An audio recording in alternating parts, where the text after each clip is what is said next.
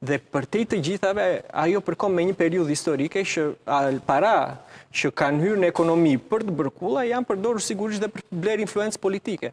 Tani, është e vërtet do me të quravitesh ekraneve për pamundësim për të sfiduar Ramën, është autolezioniste në një farë. E me gjithatë, këtu flasin dhe raportet ndërkombëtare për këtë çështje. Edhe në qoftë se ne e thjeshtëzojmë, duke thënë që, okej, ti je i pamundur për fituar zgjedhjet dhe dorëzohu, do ishte diçka që nuk i shërbente interesit publik, sipas me. Ne paktën duhet që presioni që vjen tani nga qytetarët të mund ta kanalizojmë në përmirësimin të paktën e institucioneve ekzistuese, pavarësisht se vullneti i tyre është për një përmbysje shumë më madhe. Por në qoftë se nuk mund të kenë këtë përmbysje shumë më madhe, paktën ta kanalizojnë në reformimin e partive politike, të hapen, të modernizohen e kështu me radhë. Kjo do të ishte një fitore e vogël, por e rëndësishme. Një për të dyja forcat. Nëse do jetë kundër të ndana partive politike ndjes. A ka lëvizje brenda PS-s, të cilat do të përpiqen jo të vënë në diskutim ndoshta leadershipin e Edi Ramos, por të kërkojnë reflektim dhe një ndryshim? Ka lëvizje brenda PS-s? Është Elisa Speropali, Mariana Koçeku? Është shumë shumë vështirë që të dyja zonat që përmende të cënojnë qofsa do pak ose të iniciojnë një lëvizje brenda Partisë Socialiste që të kthehet më pas në një energji e caktuar që të detyroj leadershipin aktual të paktën të bezgjedhje. Shoh pamundur. Partia Socialiste është kthyer, ashtu funksionon tashmë, është një strukturë e centralizuar ke kryetari i partisë, që gjithë, më themi, strukturat e poshtme punojnë, më themi, nën diktatin e kryetarit. Mund ta quajmë diktat, mbasi jo në kontekstin negativ, po në urdhët e atij funksionojnë gjithë të tjerët poshtë. Nëse ai thotë dua 12 mandate në Fier, ato do i marrin 12 mandate se e ka kërkuar zoti Rama, cilat do qofshin mënyrat. Nëse kërkon të marrë X mandate në Tiranë, do t'i arrijë ato cilat do qofshin mënyrat. Nëse do fitoren e Bashkisë Tiranës, do arrijë duke bërë dhe kompromise të caktuara, po do arrijë se e kërkon kryetari. Prandaj është shumë vështirë që të dyja zonat të jenë në të tilla që të iniciojnë mund të themi ndryshime. Por më pak më parë që do ishte shumë mirë që partitë reformoheshin nga protestat. Për ta vijuar disi. Unë besoj se kryetarët e partive do dalin ke kundërta. Do shohin se si ky presion qytetar të marrin masat e caktuara që ky presion qytetar të mos cënojë pushtetin e tyre. Pra, do hermetizohen dhe më shumë, jo që do hapen më shumë, do bëjë të kundërta. Mbetet për të parë kjo. Mbetet koha do ta vërtetojë nëse do të ndodhë shumë. Unë kam pritshmëri të tjera. Sigurisht që njëri ka pritshmëri të veta, por shoh shumë vështirë që klasa politike, ndërgjegjja e politikanëve shqiptar do ishte shumë mirë të ndodhte siç thua ti, po do të jemi dhe realistë se si është situata. E shoh shumë vështirë që klasa politike shqiptare në një moment të caktuar të reformohet, të hapi mendje, thotë ok, unë do punoj për të mirën e vendit tim. Janë po të njëjtët njerëz për shumë vite se cilët nuk kanë punuar për të mirën e vendit.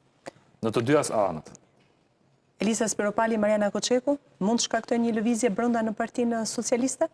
Lëvizje jo, janë zëra që bërtasin një shkretir. Nuk po them lëvizje që të bashkohen me njëra tjetrën. Mund të lëvizin pak ujërat në PS. Diçka pozitive mund të lind pavarësisht se ka një debat të madh edhe në përgjithësi për dy zonjat, sepse një pjesë i akuzon pse nuk folën më parë, ndërkohë që ishin pjesë e kësaj strukture të përbindshme pushtetit e Edi Ramës, e megjithatë rëndësi ka që pavarësisht arsyeve, momenti është i dur për të treguar që mund të projektohet si një vizion alternativ brenda PS-s, po edhe si një rrymë që të nxjisë reflektimin, sepse kjo mbyllja në vetvete është e tmerrshme, edhe sigurisht ka njerëz aty që mund të duan të ndjekin njëtin hap, por kanë frikë sepse presioni i brendshëm është akoma më i madh se presioni i qytetarëve që bëjnë thirrje për reformim. Edhe fatkeqësisht nuk është se po flasim për një parti që ka yje tashmë nga pikpamja e shkëlqimit politik. Flasim për një parti që në pjesën më të madhe të grupit parlamentar është rinovuar dhe është e përbërë nga njerëz që nuk kanë një background të fortë dhe mandati me pak fjalë i është duruar. Ose kanë fituar me mënyra alla shqiptare. Do me thënë, kanë më shumë vota se që kanë njerëz të njohur në jetën e tyre, sepse ashtu ka qenë mbi vendosja interesave lokale të krimit e kështu me radhë. Ja, njerëz të zgjedhur drejt për drejt nga drejtuesit politik për arsye të caktuara. Fakti që ka një debat pavarësisht shumë periferik e i zhvilluar më shumë jashtë, tregon që diçka po lëviz. Edhe siç e nisa, kur zoti Rama ka ndryshuar dhe qasjen e tij, pra nga pa mua jeni asgjë, në më keni lëmë vetën, do të thotë që edhe ai po kuptojnë që nuk e ka 100% partinë, të paktën grupin e Partisë Socialiste për këtë betejë. Jo se ata do nesër pasesë mund të bëjnë mocion mosbesimi, sepse kjo është fantazi. Megjithatë, fakti që ata një pjesë e tyre nuk i vë fytyrën betejës së tij për mbjetesën e tij politike, meqense kërkojnë dorëheqjen, do të thotë që edhe ata nuk ndjen të sigurt. Edhe nëse protesta zgjat, pavarësisht dyshimeve që mund të kemi, dhe ka një rreshtim të faktorëve të tjerë, pak drejtësi ndërkombëtar, mundet që të marrin guxim të tjerë. Dhe fakti që këto dy lule kanë çelur mund të jetë inkurajues, por do shta përpresim momentin dhe çastin e dur. Protesta vijon? Protesta vijon, është njoftuar dhe sot që ka protestë, njoftuar që do të vijojnë në ditët në vijim. Por besoj që protesta ka ardhur momenti që do të pësoj të evolvimin tashmë. Që do thot? Të strukturohet në diçka më konkrete, të bëhet një zë, më themi, edhe më i fortë, në mënyrë që ai zë të jetë një formë presioni ndaj mënyrës se si qeveriset. Një zë më i fortë do të thotë që të ketë disa persona që t'jenë ballina e protestës dhe ata t'jenë ura e komunikimit? Çdo lëvizje ka nevojë për një lider, një person që ka një mendim politik, një person i cili ka një artikullim politik. Unë e kuptoj se në shoqërinë shqiptare. Ajo s'është ende një lëvizje politike, mbetet një lëvizje qytetare në bulevardin Dëshmorët e Kombit. Ka nevojë për një person i cili të komunikojë. Një person i cili me mendimet e tij, me artikulimet e tij politike, përfaqëson, mund themi, pjesën më të madhe të mendimeve të personave që dalin në protestë. Pra sheshi duhet ta mandatoj këtë individ. E kuptoj shumë, mund themi, frustrimin e shoqërisë shqiptare që kur flitet për politikë perceptohet menjëherë korrupsion, pazar, me Ramën, me Berishën, me tjetrin, se kështu ka funksionuar. Por politika nuk është diçka e keq, është diçka e mirë në gjenezë. Është diçka e cila lëviz shoqërinë. Jo Shqipëri. Njeriu në vetvete është qenie politike. Në vetvete, po perceptimi më i madh i shoqërisë tonë, fatkeqësisht për shkak të mënyrës se klasa politike është që merr diçka, më themi, konotacion negativ. Do duhet që të lind dikush, më themi, i mandatuar qoftë edhe nga protestat, siç e përmendët e ju, sado që në shoh vështirë që të ngrihet vota, jeni dakord që filani, po gjithsesi do të gjetet një formë e tillë që dikush me artikulimin që do mbaj në protestë përfaqësoj mendimin e gjithë tjerëve në mënyrë që më pas të filloj të strukturohet në diçka më konkrete. Përndodhet pak më parë zgjedhjet parakoshme etj. Imagjinoni sikur zoti Rama në shtator të ndodhi hataja që kemë zgjedhje parakoshme.